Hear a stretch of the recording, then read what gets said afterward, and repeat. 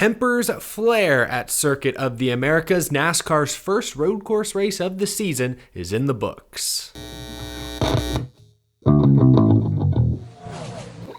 How's it going, y'all? My name is Eric. Welcome to Out of the Groove. Always great to see NASCAR back in the Lone Star State, Circuit of the Americas, Austin, Texas. One of my favorite road course races on the schedule. That may be an unpopular take, but it truly is. It's a world-class facility. Every year, there's at least one thrilling or controversial finish. I think yesterday's Xfinity race for sure got that covered. Always a good time at COTA, especially if your name is Alex Bowman, Tyler Reddick, AJ Allmendinger. No surprise, they all had great finishes once again today. We'll look at some of the top performers, other drivers who ran into issues. We'll put this race on the groovy gauge towards the end, but let's begin with the finish. I want to talk about William Byron. I want to gush about Willie B for a moment, if you'll allow me. The dude is my age. Actually, I think he's like a little less than 2 weeks younger than me. Yet despite his relative inexperience, he is so good under pressure. Nerves of steel.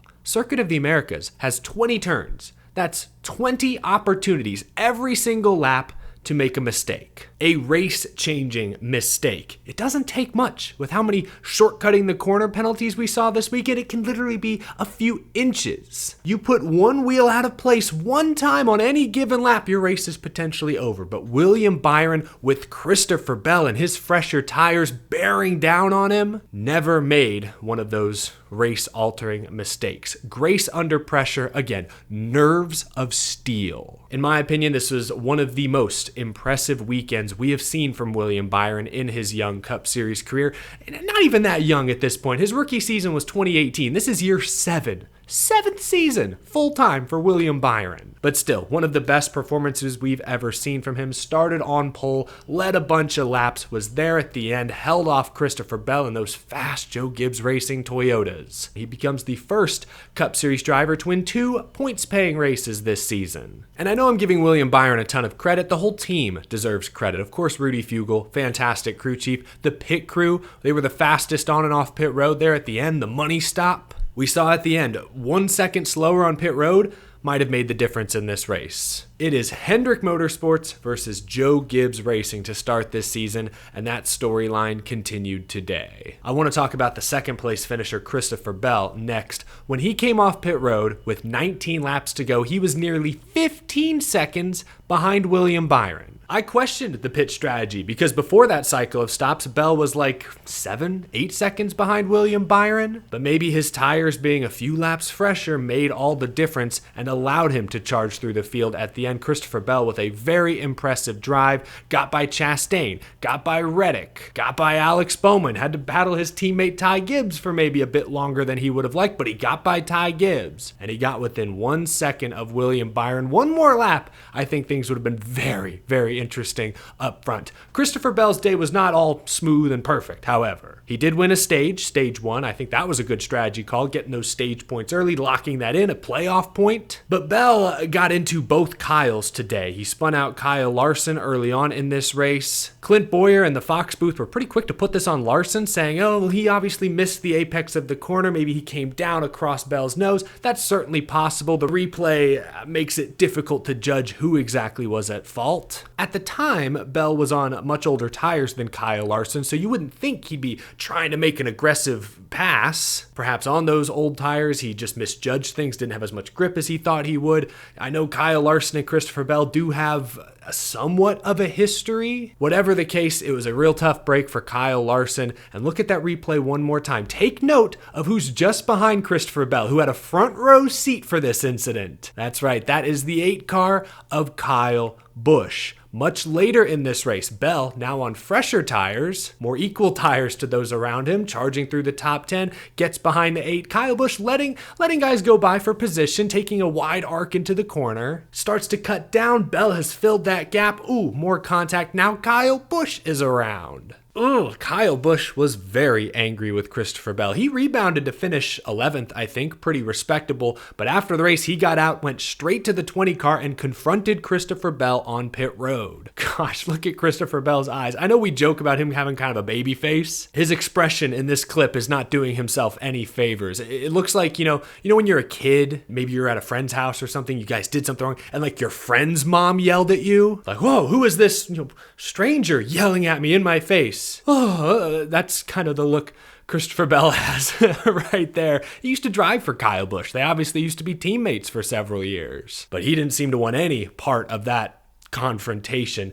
As far as the incident on track, this is another 50-50 call in my opinion. Kyle Busch takes a super wide arc into the corner. Some are saying Christopher Bell, made a late move. I don't think Bell ever made a move. He just, went into the corner, took the apex the way you normally would. Kyle Busch is the one who took a really wide arc, was clearly trying to straighten off his exit so he'd have as much momentum as possible going down the straightaway. But he or his spotter failed to consider the fact that there are other cars on the track, just taking the corner like normal. Bell would have had to hit the brakes or slow way down or completely change his angle to avoid Kyle Busch. Shouldn't be expected to do that. If you're the one taking the weird line into the corner, you should be more aware of your surroundings. That's my take. I'm just being honest. You may disagree. That's not to say Kyle Busch didn't have a right to be frustrated, because again, you got to view this through Kyle Busch's eyes. He saw Bell get into Larson earlier in the race. And again, that was kind of a 50-50 call. Maybe I'll give Bell the benefit of the doubt. We used to be teammates. Okay. But now you get spun by Bell in the same race. Maybe another 50-50, I don't care. That's 2 strikes. We're playing by Kyle Busch's rules. 2 strikes and you're out. So I don't blame Kyle Busch for being frustrated. Certainly Christopher Bell shares in the blame for both incidents.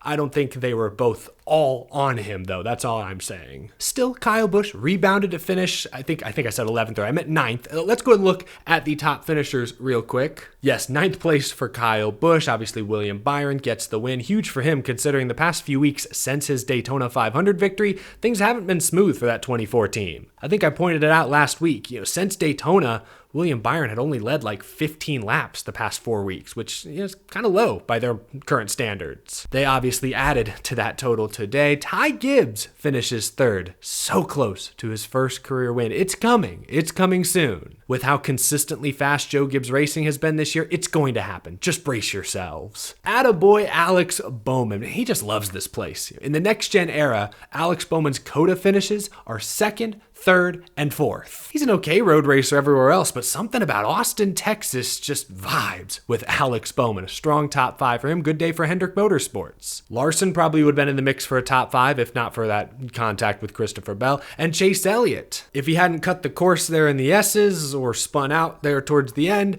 Elliott probably would have been in the mix for a top 5. He looked pretty fast, the 2021 COTA winner. So good speed all around from Hendrick and from Chevrolet. Ross Chastain with a top 10 finish. He led laps as well. AJ Allmendinger not full-time this year with a strong top 10 effort. That's not shocking. Busch in 9th. Good day for Chevrolet. Another strong performance for Toyota though. Tyler Reddick, last year's COTA winner, finishes 5th. And Denny Hamlin, not pictured here, won stage 2, so Toyota did win the first 2 stages. Oh, and shout out Martin Truex Jr. Lap 1, Corey LaJoie doesn't know they're 3 wide, makes contact with Truex, Bubba Wallace, bent the toe in Bubba's car. The fact that Bubba Wallace came back to finish 15th is incredible, and the fact that Martin Truex Jr., despite needing to pit under green on lap 1 for damage to his left side, he comes back for a top 10 finish. Really impressive stuff. Oh, and there is Denny Hamlin 14th. I need to get my eyes checked. I got Kyle Busch's finish wrong. Hamlin. I need to double check this leaderboard. Chris Buescher, the only Ford inside the top 10. No surprise, he had a good day today. He's a good road course racer, Texas guy. But where were the Fords today? Really all weekend. 0 Fords qualified inside the top 10. Ryan Blaney, Joey Logano, decent finishes. Chase Briscoe 13th, that's not bad, but they weren't nearly as competitive as the Hendrick and Joe Gibbs Racing Toyotas, or the 2311 Toyotas, or the Trackhouse Chevy of Chastain. Ford was the 3rd wheel today, unfortunately, so I'm a bit worried, I'll just be honest. Chevys look pretty good everywhere, as we expected. The new Toyota Camry looks strong pretty much everywhere, very early in the season, perhaps ahead of schedule. Ford is yet to win a Cup Series race this season. And now we've been to every type of track. We've been to super speedways. We've been to a 1.5 miles, a road course, a short track, a medium short track, the Clash at the Coliseum. We've gotten a taste of everything now, and Ford they look sporty enough. Blaney's look pretty good everywhere. Roush with your Chris Buescher today's look pretty good everywhere. But they don't look great anywhere. Chevy and Toyota do. So if I'm worried about any one manufacturer right now, it's Ford. Ford looks like the third wheel. They have got a lot of work to do with their all-new Ford Mustang Dark Horse. Few other names I want to mention that are not pictured here, and believe me, I double-checked this time. Justin Haley, for the second week in a row, ran top 10, top 15 all day long just to finish 17th. Same exact thing that happened to him at Bristol last weekend. Hey, Justin Haley is turning heads. I saw NASCAR Hall of Famer Mark Martin tweeting some praise this afternoon. Justin Haley is getting people's attention, as he should. He is running very well in Rick Ware Racing equipment. A few international drivers in this race, most notably Shane Van Gisbergen. He's back. Last summer's Chicago street race winner, finished 10th at the Indianapolis road course later in the summer. Pretty great average finish for his career, making his third Cup Series start today. Qualified pretty well, started 12th. Briefly got up inside the top 10, was in that 9th to 15th range for much of the day. Not bad, not bad. Keep in mind, COTA, all these Cup guys have seen this track 3 or 4 times now. The advantage SVG had at Chicago has kind of gone away for sure, but still, SVG ran well today, about how I expected. He got hit with a speeding penalty midway through this race that put him behind. He finishes 21st. Absolutely blew up that average finish, unfortunately. SVG was great in the Xfinity race yesterday, probably would have won that if not for some late race cautions, and then, he cut the corner there on the final restart. I think he scored 27th. So the results will not show how fast SVG was this weekend at Circuit of the Americas. And Kamui Kobayashi, the Japanese racer making his second Cup start today for 23XI. Keep this man away from Ricky Stenhouse Jr. Stenhouse got him at Indy last summer, got him again today. Shoot, not a very warm welcome to America here for Kamui Kobayashi, who just never had the speed of his teammates. It is noticeable. Even Bubba Wallace, not a great road course racer, was able to recover from that early issue. Tyler Reddick was top 5 all day. Kobayashi doesn't race NASCAR full time, obviously. This is not really his background. It's clear there's a steep learning curve, even when you're racing at familiar racetracks, road course racing. It's what makes Shane Van Gisbergen's run at Chicago last summer even more impressive, honestly. 30th place finish for Kamui. One final mention, Michael McDowell unfortunately gets credited with a last place finish today. Poor guy had no power steering the second half of this race. Dude is going to sleep well tonight. Is going to be sore all week, most likely. But those are some of your top finishers, some of the most notable drivers that I wanted to mention. Again, congratulations to William Byron. He earned it today. Great team effort from Hendrick Motorsports. But objects in mirror may be closer than they appear. Joe Gibbs Racing at Toyota still proving a formidable early season opponent. Circuit of the Americas. NASCAR has been going here since 2021. This racetrack was built just over a decade ago, primarily for Formula One. MotoGP also races here. It's a world-class sporting venue. It's beautiful. If you've never been, highly encourage you to go check it out sometime. I'm a big fan of COTA, and overall, I think NASCAR has done a good job adapting to the place. Like last year, the restarts on the top of the hill in turn 1 were absurd, ridiculous. The whole field was basically a sitting duck, so what did they do this year? They changed the restart zone around, and I thought the couple of restarts we had were still exciting, were still intense, but weren't unhinged like they were last season. Check. Good job, NASCAR. Where they do still need work, though, is with enforcing track limits. What? Track limits? I know that's what most NASCAR fans are probably saying, and I think that's typically the right rule to live by. But with how the S's at COTA are structured, there are easy ways to shortcut the corner. There do need to be penalties for that. Oftentimes, drivers and teams have pushed back against the ideas of putting large curbs or turtles out there, because then if you get offline, you're wrecking a car. Thousands and thousands of dollars of torn up equipment, and a lot of teams are pushing back against that. So NASCAR's opted instead to just hand out pass-through penalties if you're even an inch lower than you're supposed to be. We saw dozens of drivers in the truck and Xfinity races yesterday get hit with this penalty, ruined some days. I mentioned Shane Van Gisbergen. His second place finish was disallowed. He got scored 27th because he just barely crossed the line too far. The obvious solution is to just tell the drivers, hey, don't cut the corner. Be careful. And I think in the Cup race today, by and large, drivers played within boundaries. We didn't see nearly as many course-cutting penalties handed out today. Good, great. Again, drivers, teams, adapting. But there were enough course-cutting penalties this weekend that I would like to see NASCAR look at that area. Maybe there's a different punishment instead of a full-on pass-through. Maybe there's a spot on the track there where you can do a stop and go. You lose some track position for sure, but it may not be as damaging as a full-on pass-through penalty. I'm not sure if that's realistic. Maybe there is some sort of curbing you could put down in those areas to not destroy cars, but at least deter them from going there. I don't know what the right answer is. I know a lot of Chase Elliott fans were frustrated because, again, he had a top 5 run going when he got hit with a course-cutting penalty. It was 100% the right call, objectively speaking. Yes, I know he got loose the turn before and had to correct it, but it's not like he got bumped. He didn't get forced below the line.